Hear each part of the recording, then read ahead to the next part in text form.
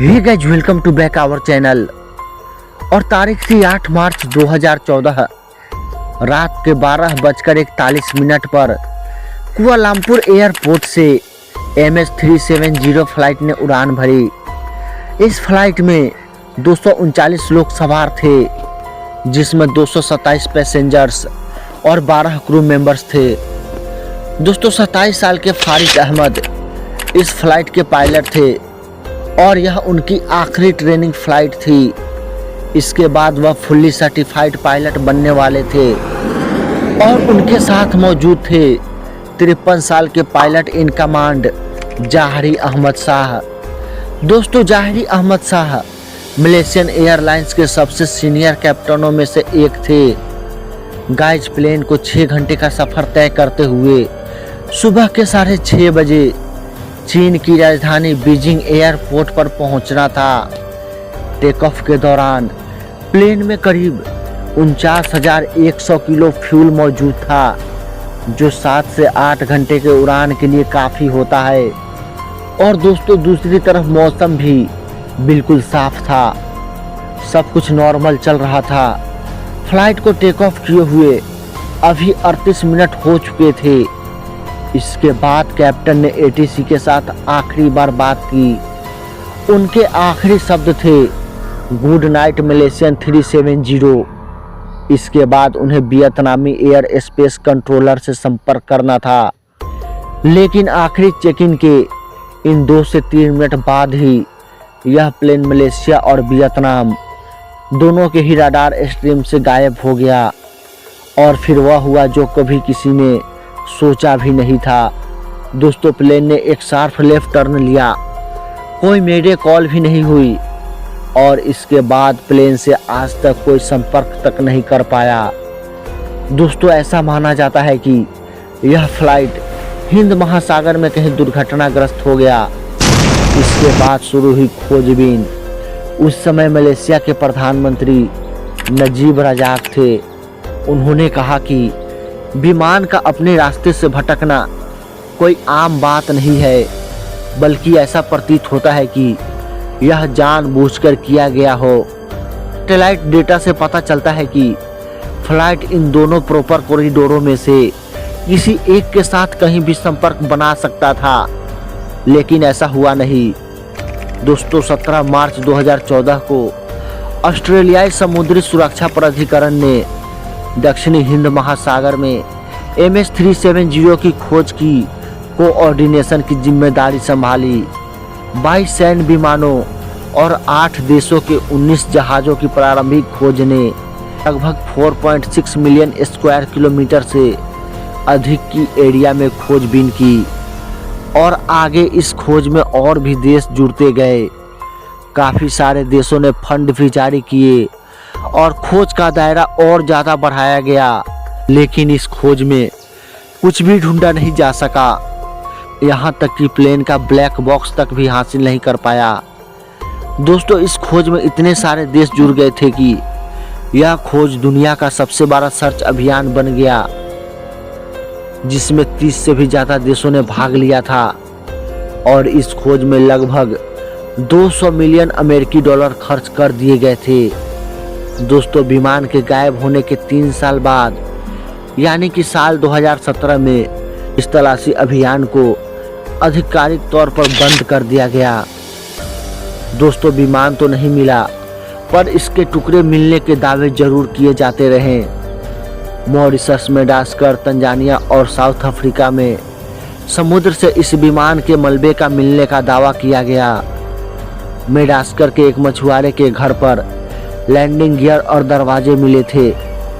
दोस्तों, विशेषज्ञों के मुताबिक यह पहला सबूत है जो जाहिर करता है कि MS-370 के पायलट विमान को नष्ट करना चाहते थे।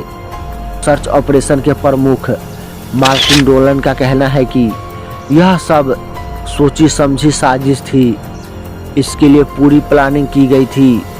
तो एक्सपर्ट का मानना है कि फ्लाइट के पायलट कैप्टन जाहरी अहमद शाह ने जानबूझकर अपने साथ ऐसे पायलट को रखा था जिसके पास 777 फ्लाइट यानी कि 2 इंजन वाले बड़े प्लेन को उड़ाने का कोई एक्सपीरियंस नहीं था।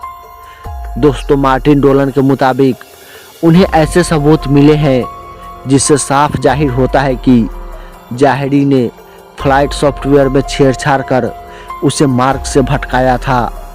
दोस्तों, वहीं कनाडा के एयर क्रैश इन्वेस्टिगेटर का मानना है कि फ्लाइट को क्रैश कराने से पहले जाहिरी अहमद शाह ने फ्लाइट से बाहर निकल गए होंगे। दोस्तों, उनका कहना है कि जाहिरी अहमद शाह प्लेन को क्रैश कराने से पहले फ्लाइट को ऐसी जगह लेकर गए होंगे जहां हवा का दबाव बहुत कम रहा होगा, जिससे बाकी सभी यात्री बेहोश हो गए होंगे और वहां जाकर उन्होंने खुद ऑक्सीजन मास्क लगा लिया होगा और फ्लाइट से बाहर निकल गए होंगे। दोस्तों, एरोस्पेस एक्सपर्ट रिचर्ड गॉडफ्रे ने दुनिया भर में रेडियो फ्रीक्वेंसी में हुई गड़बड़ी को ट्रैक करके विमान के अंतिम रास्ते का पता लगाने का दावा किया। उन्होंने बताया कि समुद्र के ऊपर 360 डिग्री मोड़ सहित विमान के मार्ग में असामान्य पैटर्न पाए गए। पायलट ने जानबूझकर विमान को बंद कर दिया होगा।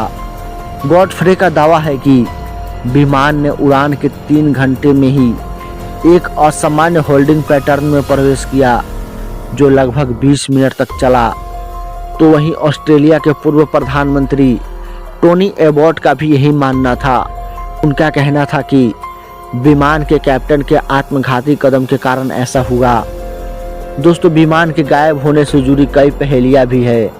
एक तो यह है कि उड़ता हुआ विमान दूसरे उड़ते हुए विमान की आड़ में छुप गया होगा और इसी पहेली ने खोज को और भी भटका दिया।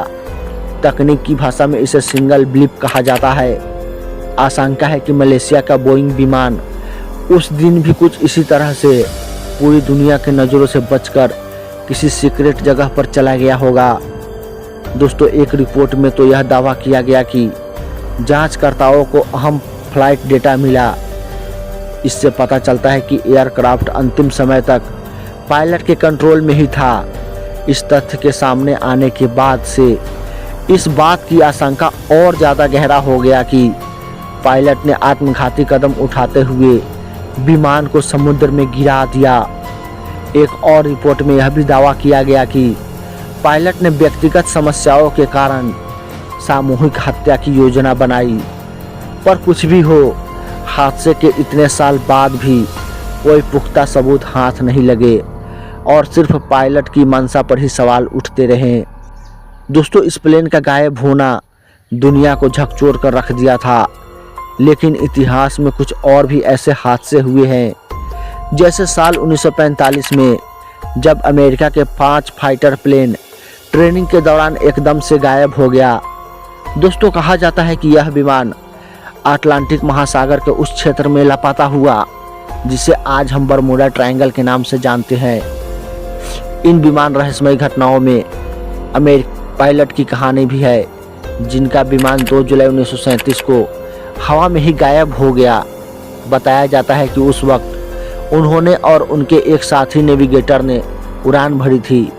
इसके बाद हॉलैंड आइलैंड के पास उनका प्लेन गायब हो गया। इसी तरह साल 1949 में एक स्टार एरियल विमान भी बरमूडा से लेकर जमैका के बीच गायब हो गया।